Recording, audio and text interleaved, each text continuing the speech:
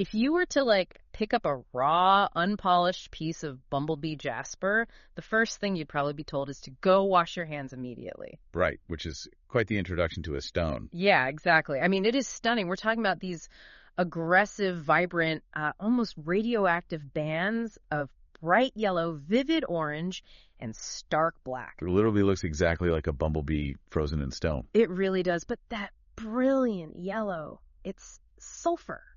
It is literally toxic if you ingest it. You definitely have to be careful with it in its raw form. Absolutely. Yet this exact stone, which is forged in some of the most, volatile and toxic environments on Earth, is widely revered as the ultimate metaphysical antidote to the things that quietly drain us every single day. Things we all deal with, really. Right, like that gripping analysis paralysis that keeps you stuck, or the heavy fog of seasonal affective disorder, and the sheer exhaustion of dealing with chronic energy vampires. The energy vampires are the worst. They really are. So welcome to today's deep dive. Our mission today is to explore this buzzing, high-frequency world of Bumblebee Jasper for you. We're drawing on insights from the source text, Bumblebee Jasper, a guide to vitality and transformation, alongside some really practical applications from the retailer Crystals by Rob at crystalsbyrob.com. It's a fantastic lineup of sources. It is. We are going to look at how a stone born entirely in chaos acts as this, psychological and energetic engine to basically force you out of your comfort zone. And, the visual of this stone is really where that entire psychological mechanism begins. How so? Well, you see that stark, high-contrast striping, and it demands your attention. It's a warning, sure, but it's also a beacon. Like a hazard sign in nature? Exactly, and the geological reality of where this comes from perfectly mirrors its metaphysical use. Yeah. You will only find this specific configuration in one place on the entire planet. Which is wild to think about. It really is. It's found in the highly active, lush, volcanic landscapes of Indonesia. You're talking about an environment surrounded by magma vents, steam, just constant geological upheaval. Okay, let's unpack this. Because right out of the gate, we have this massive geological identity crisis, don't we? Oh, absolutely. The name Bumblebee Jasper feels like this brilliant marketing rebrand to me. It honestly reminds me of how the culinary world took the deeply unappealing Patagonian toothfish and just rebranded it on high-end menus as the luxurious Chilean sea bass. That is a perfect comparison, actually. Right, because from a structural standpoint, this isn't actually jasper at all, is it? Not even close, no. It is technically a variety of travertine. Wow. And understanding that distinction completely changes the metaphor of how it interacts with our energy. So what is the difference physically? Well, a true jasper is a form of opaque chalcedony, which is essentially microcrystalline quartz. But travertine, that is a sedimentary rock. It's terrestrial limestone. So it's forming on the surface. Exactly. Yeah. What happens in Indonesia is that you have these incredibly hot, mineral-rich thermal springs bubbling up right near active volcanic vents. Just a cauldron of heat and minerals. Yeah, the water is superheated by the magma deep below. And as it reaches the surface and cools, it rapidly precipitates calcium carbonate. Oh, so it's building the rock layer by layer right there out in the open? You've got it. But because it's doing this in such a highly chaotic, active volcanic zone, it traps the ambient environment inside it as it forms. Which totally explains that insane color palette. Exactly the point. That intense, almost toxic yellow and orange, that is the volcanic sulfur and realgar being trapped in the forming limestone. And the black bands. Those stark, aggressive black stripes are hematite, which is a heavy iron oxide, along with actual volcanic ash. Wow. So unlike a clear quartz crystal that slowly and quietly forms in some stable underground cavity over millions of years, Bumblebee Jasper is actively formed right in the crosshairs of a volatile, shifting environment. Right. It isn't the volcano itself. It is the beautiful, solid result of surviving the volcano. It's the limestone capturing the chaos and stabilizing it. So does that specific geological origin precipitating out of hot water, trapping ash and toxic sulfur, does that change how we should view its power compared to a calm quartz? What's fascinating here is that its survival in that environment is the exact reason it has this massive reputation as a catalyst for deep spiritual awakening. Because it knows how to handle the heat. Precisely. When you are going through a terrifying life transition or you are completely paralyzed by the fear of failure, you don't necessarily need the quiet, gentle comfort of a rose quartz. Right, you need something with a bit more kick. You need an energetic engine. You need something that understands chaos.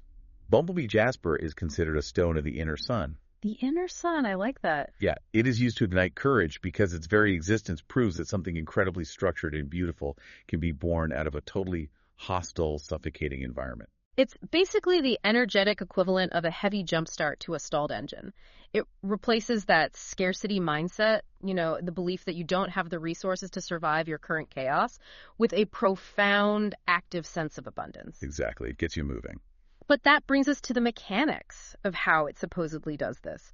The sources, like the guide we're looking at, frequently refer to it as a potent battery for the human energy body. Right, a battery or a shield. Yeah, specifically for revitalizing the system after extreme burnout or illness and acting as a shield against energy vampires. But I have to push back on this terminology a little bit for you listening. Go for it. Think about the thermodynamics of a real battery. It drains. If I am utilizing the stone to combat a hypercritical boss who acts as an emotional vampire, or, using it to fend off seasonal affective disorder, does the stone itself run out of juice? That's a very common question. And regarding the shield aspect, is it throwing up a literal mystical force field that takes a hit for me, or is there a different psychological mechanism at play here? Well, that phrasing of a battery or a shield is a helpful shorthand, but it drastically oversimplifies the actual mechanism. Okay, so what is the actual mechanism? It's based on energetic resonance. Right. Think of it less like a standard AA battery that gets depleted and more like a tuning fork. Oh, a tuning fork. That makes sense. Yeah, when you strike a tuning fork, it vibrates at a very specific, sustained frequency. If you bring another object close to it, that object will begin to vibrate at the same frequency through sympathetic resonance. So it's teaching your energy how to vibrate. Exactly. Bumblebee Jasper naturally vibrates with this intense, active, sun-like energy. When you engage with it, you are entraining your own auric field to match that higher frequency. So the stone isn't building a wall around me to block the vampire. It's fundamentally altering my internal state. Right. You become the hostile environment for the negativity. I love that. You become the hostile environment. Because energy vampires, whether they are toxic coworkers, draining family members, or even your own internal cycles of negative self-talk, they feed on lower frequencies. They feed on the fear. Yeah, insecurity, hesitation, self-doubt. When your personal frequency is raised to a state of profound emotional resilience and joy, you naturally repel them. Because they simply have nothing to latch onto. Exactly. You aren't hiding behind a rock. You are utilizing the stone to create a psychological and emotional baseline where their negativity literally starves to death. That is incredibly empowering. It puts the agency entirely back on the individual. The stone is the metronome, but you are the one playing the music. That's a beautiful way to put it. And to understand where that music is being played in the body, we have to look at its specific chakra alignment, because the source text points to a very specific dual connection. Yes, the sacral and the solar plexus chakras. Right. For those listening who are well-versed in energy work, you probably already know the basic functions of those two centers. But what makes Bumblebee Jasper so unique is that it doesn't just stimulate one or the other. It forces a highly active, simultaneous dialogue between the two. And that dual stimulation is the absolute core of its transformative power. It bridges a massive gap between two deeply contrasting energetic states. So let's break those down. The sacral chakra, or Svadhisthana. Right. That is the center of raw creativity, passion, and fluid emotional expression. It unblocks creative energy. Associated with the color orange? Yes, and the element of water. Yeah. In esoteric traditions, we see this chakra associated with planets like Jupiter and Venus and spirits like undines or mermaids. And herbs like hibiscus and tulsi, right? Exactly. Things that flow, things that adapt. It's fascinating. I mean, raw fluid creativity isn't enough on its own, though, is it? You can't just flow your way into building a business. No, you really can't. Water needs containment and direction. Otherwise, it just dissipates into the ground and disappears. Which is where the second half of this comes in. Right. That is where Bumblebee Jasper's connection to the solar plexus Manipura comes into play. Governed by the color yellow and the element of fire. Yes. Fire consumes and transforms. The solar plexus is your willpower, your self-confidence, your personal authority. It's the driver. Exactly.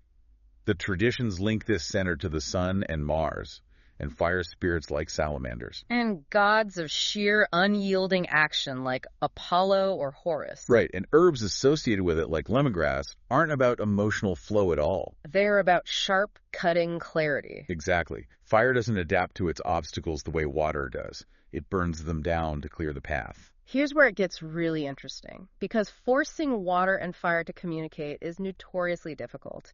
They naturally antagonize each other. They destroy each other if they aren't balanced. Right. If you have too much water, like too much sacral energy, you put out the fire, you have a million brilliant, beautiful ideas, but absolutely zero drive to execute them. You just daydream all day. Exactly. But if you have too much fire, too much solar plexus, you boil the water away. You have this aggressive, relentless drive, but no creative vision, no joy, no emotional depth to what you are actually building. It's just blind ambition and burnout. Yes.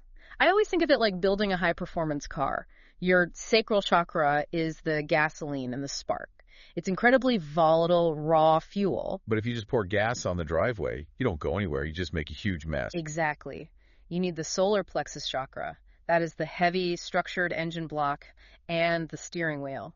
Bumblebee Jasper essentially acts as the fuel injector. Oh, I love that analogy. It takes that raw, volatile, creative passion from the sacral and times its release perfectly into the engine of your solar plexus willpower, so you actually drive forward. If we connect this to the bigger picture, that synchronized fuel injection is exactly why practitioners, like the folks at Crystals by Rob, specifically recommend this stone for career advancement and new business ventures. Because it bridges that gap. Right, it bridges the gap between dreaming and doing. Yeah. It ensures that your fluid, emotional, creative ideas are backed by the rigid, fiery courage necessary to actually manifest them in the physical world. Which completely cures analysis paralysis. Exactly, because it stops the endless watery cycle of overthinking and demands the fiery action of a firm decision. Which naturally leads us to the physical, everyday application of this stone. We understand the mechanisms now. We have this sedimentary survivor of a volcano acting as a high-frequency tuning fork. Right, forcing the sacral and solar plexus into a productive dialogue. But practically speaking, how are you supposed to actually use this in your daily routine, like on a Tuesday morning? Well, the daily carry advice is pretty standard. Keeping a piece in your pocket when you're walking into public speaking or a high-stakes meeting. To bolster that solar plexus confidence? Yeah, or placing it on your desk to maintain focus when the emails are just piling up and you're stressed. And for meditation? The recommendation is placing it directly on the belly. So physically bridging the space between the navel and the sternum, the solar plexus and sacral area, for a few minutes a day to uplift mental and physical vitality. But there are some genuine surprises in the source material regarding its historical and symbolic uses. Things that seem wild at first glance, but make total sense when you break down the geology. Like the natural pest deterrent symbolism. Yes. I found that fascinating. It makes sense, though. Historically, because of its high sulfur content, it was used as a protective talisman in gardens and living spaces to symbolically and honestly, sometimes literally repel unwanted insects. Because sulfur is literally toxic to mites, fungi, and various pests. Right. It is the ultimate chemical boundary in nature. And energetically, that is exactly what we were talking about earlier with the energy vampires. You're establishing an environment that is deeply inhospitable to parasites. Setting up an energetic sulfur perimeter around your emotional state. Exactly. But the application that really made me pause was its use as an aid for blood sugar awareness. Yes, that's a very specific application mentioned in the text. The material explicitly notes it as a supportive stone for those mindful of hypoglycemia or diabetes to maintain healthy daily habits and equilibrium. So what does this all mean? Obviously, a piece of Indonesian travertine in your pocket does not produce insulin. No, definitely not. How does a stone assist with a complex biological process like blood sugar regulation? To me, it seems like it functions similarly to tying a string around your finger. This raises an important question about the profound physiological impact of intentionality and mindfulness. Right. We know that stress, cortisol spikes, and chronic anxiety absolutely wreak havoc on the body's ability to regulate insulin and blood sugar. It's all connected. When you are caught in the chaos of a busy day, you detach from your physical body. You ignore hunger cues, you hold your breath, your cortisol spikes. And the stone interrupts that. Bumblebee Jasper functions as a highly potent tactile grounding tool. It is exactly like the string tied around the finger. But a string with profound psychological weight? Precisely. When you reach into your pocket and you feel the physical weight of that stone, and you mentally recall those aggressive, bright bumblebee stripes, it forcefully yanks your consciousness out of your racing thoughts and back into your physical body. It's a physical, tactile reminder. It reminds you to check your physiological state. Like, have I eaten? Am I breathing shallowly? Right, take a breath. It is a tangible anchor that promotes biological self-regulation by simply interrupting the stress response before it cascades into a physical symptom. It bridges the metaphysical right to the physiological. You hold it and you're reminding yourself to notice beauty, to step away from perfectionism, and to maintain momentum on your personal health goals. It really is remarkable how comprehensive it is as a tool. It really is. If we zoom out and look at the terrain we've covered today, it is so clear that Bumblebee Jasper is vastly more than just, a pretty rock from Indonesia. Vastly more. It is a piece of terrestrial limestone that absorbed the chaotic, toxic reality of its volcanic environment and turned it into structural beauty. It serves as this metaphysical engine, basically bridging the gap between having a creative dream and having the willpower to actually achieve it. It demands that you stop simply dreaming about the life you want and start actively forging it. Exactly. So for you listening, whether you are facing a major, intimidating life transition, or you're dealing with seasonal sadness, or you just need to finally get that new project off the ground, the core lesson of Bumblebee Jasper remains the same. It's a powerful lesson. It is asking you to trust your own inner strength.